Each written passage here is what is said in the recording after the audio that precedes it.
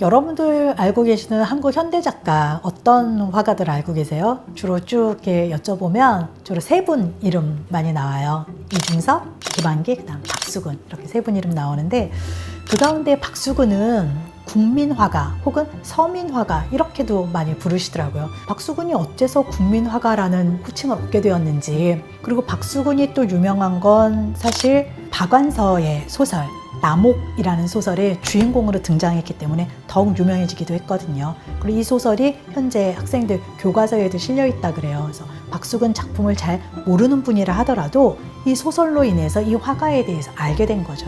그럼 박완서는 어떤 이유로 박수근을 소설 주인공으로까지 등장시킬 수 있었는지, 그런 것들도 흥미롭죠. 그래서 오늘은 박완서의 소설 남옥과 함께 박수근의 삶과 작품 세계 알아보도록 하겠습니다.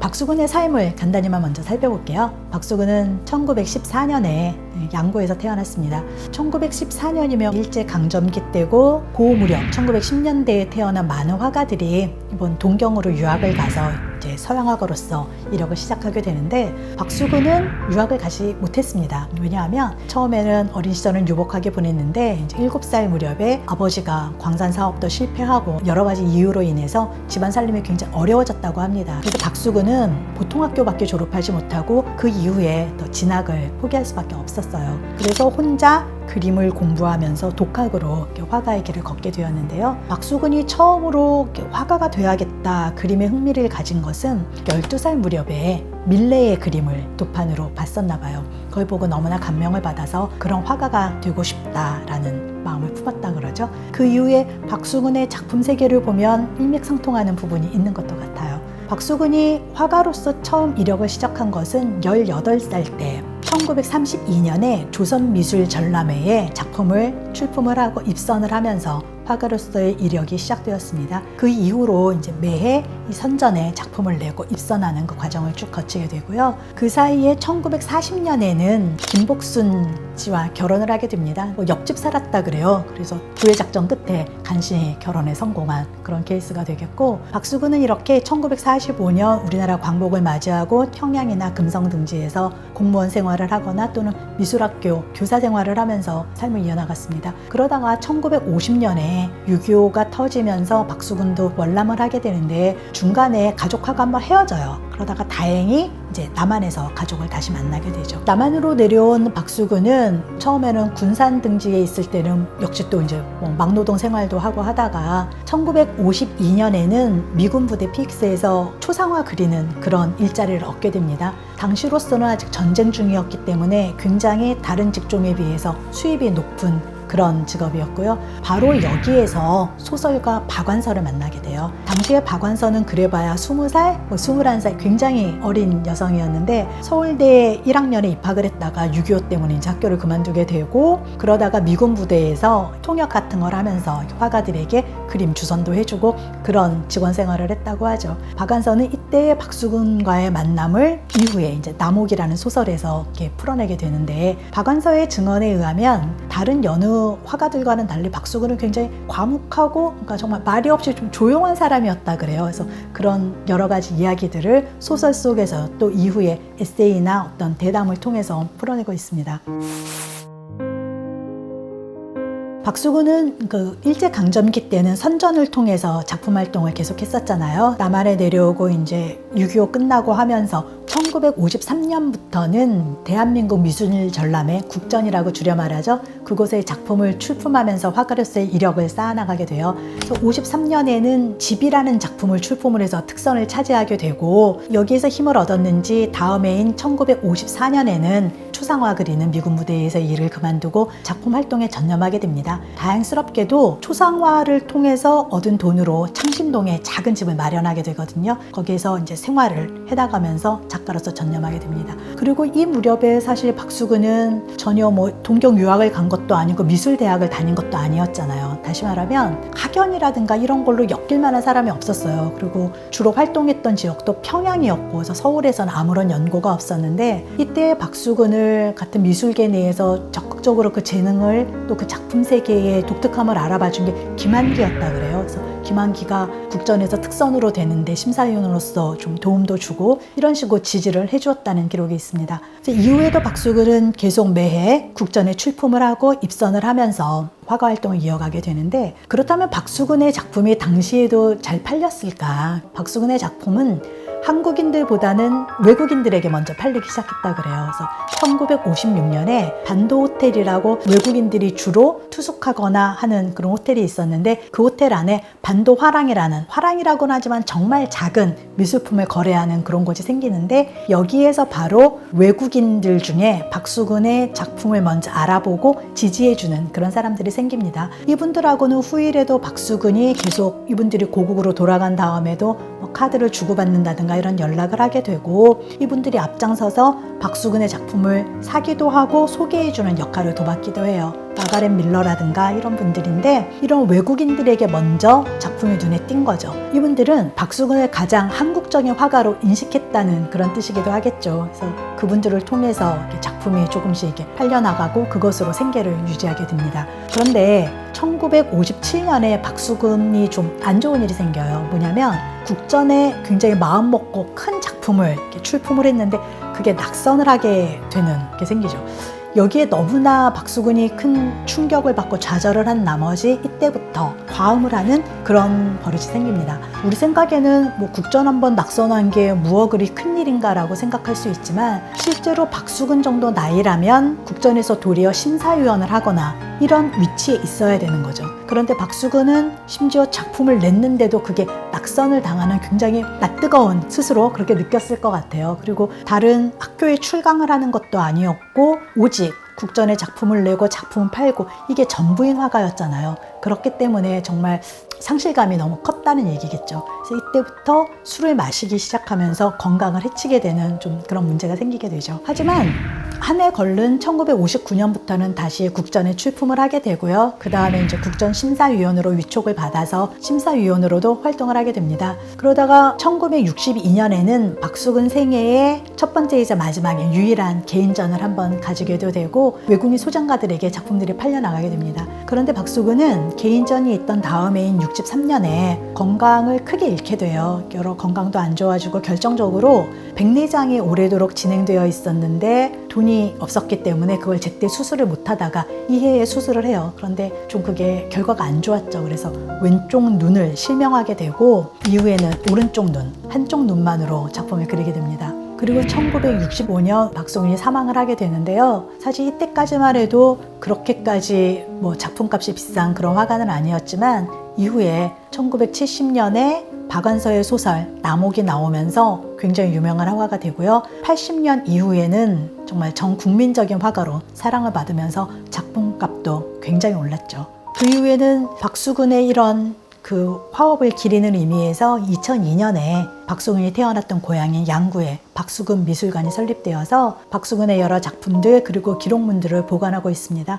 한번 양구에 가신다면 들러서 박수근의 삶과 회화 세계를 살펴보셔도 좋을 것 같습니다. 국민화가로까지 불린다는 박수근, 왜 이렇게 사람들이 그의 작품을 좋아하는 걸까요? 몇 가지 박수근 작품의 특징을 한번 간단히 짚어볼게요.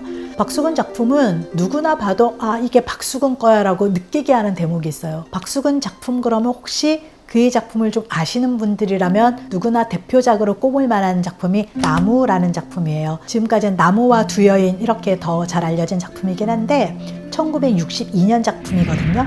가운데 이렇게 나무 한 그루, 나무에 서 있고 양옆으로 여인 둘이 아이를 업고 머리에 짐을 진 이렇게 굉장히 간결한 구도를 보여주는 작품인데, 이 작품을 보면 이게 박수근 거지라고 알 수 있단 말이죠. 그렇게 알게 해주는 것이 무엇일까? 그게 바로 박수근 작품만의 독특함이 마티르라 그러죠. 물감층을 굉장히 두텁게 쌓아 올려서 겉으로 보면 울퉁불퉁하게 보이는 그 질감을 나타냅니다. 그 질감은 마치 화면 위에 물감을 얹은 것이 아니라 마에불이라든가 이런 화강암의 질감을 보는 것 같은 그런 느낌을 전해줘요. 실제로 박수근이 그런 걸 의도했다고는 해요. 이런 돌의 질감, 한국적인 것에 굉장히 관심을 가지고 나도 그런 거를 그림으로 재현하고 싶다. 본인이 이렇게 말을 하기도 했고 본인이 그래서 실제로 경주나 이런 등지를 다니면서 탁본한 그런 것들도 굉장히 많이 남아있거든요. 우리의 화강암의 질감을 그대로 그림으로 옮겨낸 것 같은 그게 바로 박수근 회화의 어떤 형식적 특징이라고 볼 수 있겠죠. 이런 점이 바로 우리 전통적인 회화라고 느껴지게 만드는 거죠. 분명히 재료는 서양 재료인 유화 재료를 사용했지만 우리 그림 같다라고 느끼게 만드는 이런 특징이 바로 여기에 있고요. 그렇다면 이런 마티에르 기법은 어떻게 만드는가? 화가 자신의 말을 빌리면 정말 여러 겹으로 쌓고 그 다음에 제일 마지막에 검은 손으로 윤곽선을 잡았다. 이런 얘기를 해서 현재 연구자들이 그 작품을 한번 분석을 해봤더니 적게는 5번, 심지어 많게는 20번까지도 물감층을 말리고 쌓기를 반복했다는 거죠. 박수근 회화의 좀 차분하면서도 무게 있는 그런 질감은 바로 이 작가의 성실성에서 나오는 거라고 할 수 있겠습니다. 그 다음에 색채의 면을 살펴보아도 언뜻 보기에는 갈색조, 회색조 이런 거밖에 안 느껴지지만 박수근 작품은 자세히 보면 그 밑에서 굉장히 다양한 색이 올라오는 거를 느낄 수 있습니다. 붉은색도 있고 초록색, 노란색, 그래서 오묘한 색이 잘 조합된, 그러나 그걸 눌러주는 게 바로 그 차분함인 것이죠. 그렇게 볼 수 있겠고요. 또 하나의 박수근 회화의 특징이라면 같은 요소를 굉장히 반복해서 비슷한 구도로 그린다는 걸 알 수 있습니다. 나무와 두여인만 하더라도 굉장히 여러 작품이 있고, 또 하나 아기 업고 있는 소녀, 이 작품만 봐도 거의 비슷하게 굉장히 많이 나타나고, 또 어떤 작품에서는 소재를 둘로 나눠 그렸던 걸 다른 작품에서는 각각을 하나의 작품으로 나온다든가 이런 식으로 많이 나타내죠. 박수근 자신이 굉장히 치열하게 연구하고 공부했던 흔적이라고도 느낄 수 있는데, 이런 건 또 뭐에 문제가 되냐면 후에 위작을 하는데 또 걸맞게 되죠. 비슷한 도상을 많이 그렸기 때문에 그런 점이 한두 점 더 나와도 상관없어요. 우리 이중섭 편 보면서도 이중섭이 비슷한 도상을 많이 그려서 위작의 근거가 되기도 했다, 이런 말씀 드렸었는데 박수근 역시 그런 걸 피할 수 없었습니다. 박수근 회화에서 가장 많이 나타나는 소재는 바로 앞에서도 보았던 그 나무와 여인들이죠. 박수근 회화에는 남성은 거의 등장하지 않습니다. 남성이 등장하기는 해도 어떤 모습으로 등장을 하냐면 아무 일도 하지 않는 모습, 실직한 모습이거나 아니면 노인이거나 어린아이, 이 정도로 등장을 해서 일하는 모습으로 등장하는 건 여성들 뿐이에요. 왜 그런가? 이때에는 6.25 이후에 부재하는 남성, 이런 걸 나타내기 위해서 그렸다라는 평이 있기도 하고요. 또 누군가는 이렇게 무기력한 남성의 모습은 그림만 그릴 뿐 무능하다라고 주변 사람들한테 얘기를 들었던 자기 자신의 모습을 나타낸 것일 수도 있다, 이렇게 분석하는 분도 있고, 또 일부 연구자 가운데서는 그럼에도 불구하고 박수근 회화 속에 나타나는 여성들은 일을 하고 있음에도 지치고 힘듦보다는 좀 평화로운, 굉장히 어떤 감정이 느껴지지 않는 그런 모습으로 그려지잖아요. 이거는 남성의 시선으로 바라본, 그러니까 현재의 어떤 여성이 아니라 전통 속으로 돌아간 것 같은 여성의 모습이 아니냐, 이런 비판을 하시는 분도 있습니다. 그렇다면 이런 박수근 작품 무엇이 그렇게 대단한 걸까? 보시는 분들마다 다 다르게 평가하실 것 같은데, 제 생각은 물론 박수근이 이렇게 서민의 삶을 그리고 대단한 사람들을 그린 게 아니잖아요. 따뜻한 시선으로 서민들을 바라보고 이런 주제적인 측면도 사람들이 공감을 일으켰을 것 같지만, 저는 그런 면보다도 박수근의 그 독특한 회화적 질감, 마티에르를 형성해 나가는 자신의 그런 회화적 언어를 찾고 완성했다, 그 점이 정말 대단한 것 같습니다. 이런 박수근의 작품이 외국인들에게 먼저 팔리기 시작했다고 했는데 그 이유는 무엇일까? 외국인들 눈에 보기에는 바로 이런 특징들이 가장 한국적인 모습을 나타낸 거였어요. 박수근 회화 속에 등장하는 인물들은 서민들의 모습이거든요. 행상을 하는 여인들, 절구질하는 여인, 이런 모습들이 대부분이었고, 그 다음에 표현법도 유화이긴 하지만 한국적인 모습을 나타내는 게 많았잖아요. 그래서 외국인 눈에는 한국적인 모습이야 라고 하니까 기념품으로 가져가기에도 좋고 괜찮았겠죠.